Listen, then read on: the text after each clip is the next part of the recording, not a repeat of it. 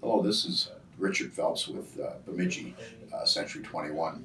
And today I'd like to talk a little bit about the issue of co-signing for a relative or a friend or a child's mortgage and that. And the question is, should we co-sign for them? A lot of things to consider, a lot of issues that you should. Qualifying for a loan can be somewhat difficult for a younger person. Maybe doesn't have the down payment, doesn't have the credit history that the banks or lenders are looking for. So they speak with their parents and grandparents and ask them, would you co-sign with me?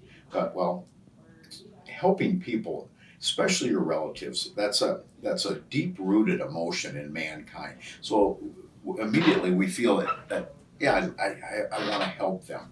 But there's a lot of issues that you should consider if asked to be a co-signer. Number one, as a co-signer, keep in mind, okay, move the child or the relative out of the equation. You are 100% responsible for that loan. If the payments aren't made, okay, you are obligated to make those payments. Second thing is a co-sign can affect your credit. Okay, so in your credit, is going to be reflected how that primary lender or that loan acquirer has made their payments. It's going to be reflected in your credit. Now, keep this in mind. Even if that person makes their payments on time, that mortgage still counts against you if you try to qualify for a mortgage of your own. They're going to look at it and say, well, you have a mortgage. No, I don't. That's so-and-so's. No, you are a co-signer. That's going to be reflected in yours. Another issue is that maybe you want your finances to stay private, but keep in mind that when you co-sign, your finances then are going to be examined, just like as if you were the primary loan applicant.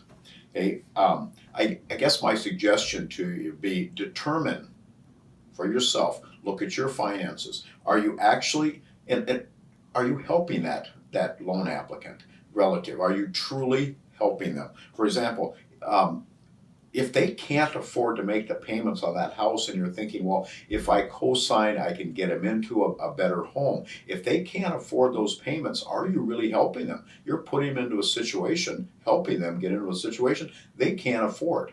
So really you have to step back and look at that and look at your cash flow. Do you have the money if that person, that loan applicant, that relative, child, whatever, walks away from the home?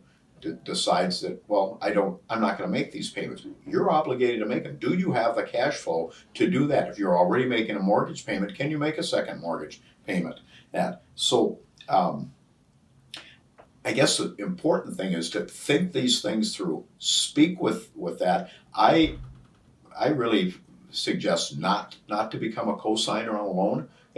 But you know what I'd like you to do is sit down with one of our hometown. We have excellent hometown lenders, and go through this with them, and they'll discuss these same issues with you.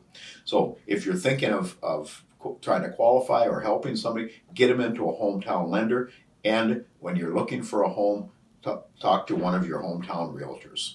Thank you.